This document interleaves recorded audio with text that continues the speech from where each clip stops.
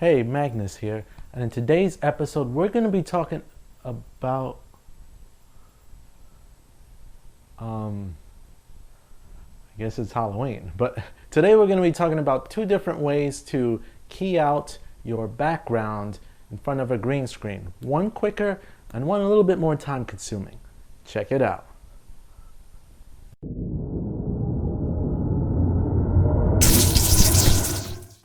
Alright, so basically what I want to go through is two methods of green screen. One using After Effects, and a little bit more complicated if you don't have a perfect green screen behind you. And another one that's kind of a little bit more straightforward, which is basically an easy, quick way to do it without much hassle if you just want to put something in the background and pretty much talk like I do. If you want something more complex, of course, you can get into lighting, you can get into making sure that all the environments fit so that your background that you replace, as well as the subject that you are keying off, is lit well so that it looks like it matches the screen. We're not going to get that complicated. We're just going to replace a background, key it off with something basic, and two ways of doing it. All right, so here we go. All right, sitting at the computer, let's get started. Okay, so what I did was I imported the files that I recorded of the intro so that we can kind of green screen it out. Now here's a completed look, which you guys just saw, at what it looked like after I keyed off the backgrounds. Basically, it's pretty good, pretty quick, and I'll show you exactly how I did that. Now first, let's use this first shot where it's just me speaking. Now, if you look at the background, for the most part, it's not perfect. It's got some brighter spots here, some darker spots here. It's pretty wrinkled, but believe it or not, it's pretty easy to key it up. Now, all I do in Adobe Premiere without using After Effects is use this Ultra key function under the effects and just throw it on.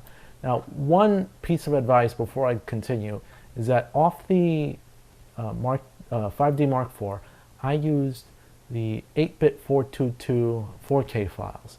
Now that extra bit of color information is what I believe helps with keying out this green screen with little to no trouble. GH5 10-bit 422 would actually work better for this, but any other file that has less color information would be a bit more difficult. But let's get going. So I applied the Ultra key. Now what I'm going to do is use this pencil selector right here, and I'm going to select what I believe is the darkest part, which looks like right about here. Okay, so obviously the black parts are the parts that you can see through, and the white parts are generally what's not keyed out effectively. So under the setting tab, I'm going to select aggressive. Now that helped take out a little bit more.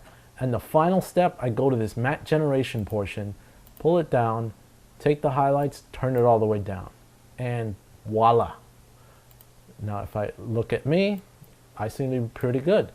Now if I take this, push it up a little bit, go here, apply my background effect, stretch it out. There it is. In a couple of seconds, easy green screen. So now let's go to the second set of footage that I've got here. Now this second set is, I had the character pretty much standing a lot closer. If you're too close to your green screen, you start to produce this shadow if you don't have it lit properly. And what that can cause is a more difficult time to actually key it off. Now if this doesn't work by using what I just showed you, which in fact it actually did work when I was trying to edit off of it, we also have the option of going to After Effects. So I'm going to pretty much right click on my project and replace with After Effects composition. Now this will open up After Effects. I'll fast forward to it. From here, what you want to do is save the file, green screen method 2, I'll call it. You want to give the file a name, and then it pretty much brings up your file in an After Effects composition. From here, what I tend to do, especially for difficult green screens, is I'm going to, I guess I'll take a part where I'm standing pretty close to the background and causing a shadow right here. I'm going to go to the effects and presets and type in color range. I'm going to apply this to the panel. And what I'm going to do is pick, like I said before, the darkest color. And what that does is pretty much remove it from the background. I'm going to hit that plus symbol and continue to go until I take out as much as possible. So it's removing a lot of that background for me. I can see some right here. But then of course there's little portions that I probably can't see thanks to the way this is laid out.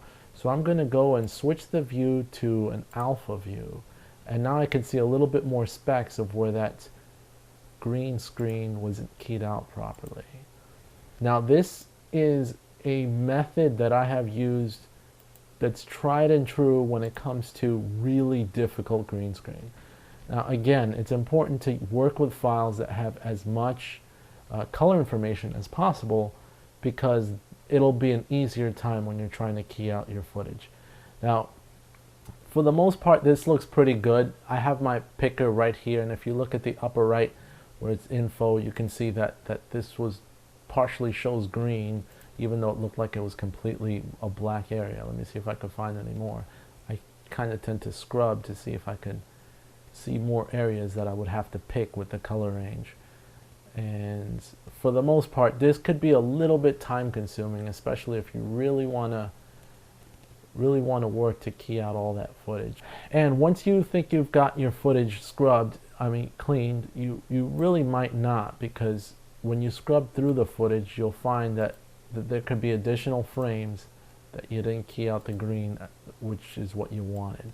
So you kind of want to do a quick scrub, see if there's any areas that really stand out to you. One thing that I've noticed is usually in the armpit area, for whatever reason, such as this shot right here, you tend to have the darkest spots of footage that you need to pick in the color range and take out. Again, I'm scrubbing quickly, and this is not going to be, it's going to be far from perfect, but again, just to show you guys without wasting too much time on what this green screen keying could look like. Alright, so for the most part it looks alright. You know, you can get even more specific if you want. So I'm going to switch the view back to RGB. So from here I'm going to select layer, new, solid, and I'm going to pick what looks like to be a perfect little green screen that we can work with. I'm going to drag that to the bottom so that's behind my main layer. Now what I'm going to do from here is highlight these layers, go to layer, compose, call it green. Oops, too many E's there. And now that I've got this layer that's got everything merged, now I'm going to go to my effects and go to key light. I'll apply key light, use the color picker, and pretty much edit it out. From here I'll hit save and I'll close, and then basically give it a second, boom, it's keyed out my background. And what I'm going to do is replace this layer, and there you go. I've got a completely keyed out background using After Effects, replacing it with After Effects rather than using Adobe Premiere. So it's got two ways of keying out your footage. So there they are, all in one frame. And that's how you do it. It's not as hard as, you can make it as complex as you possibly might need to, depending on the type of shot that you're doing.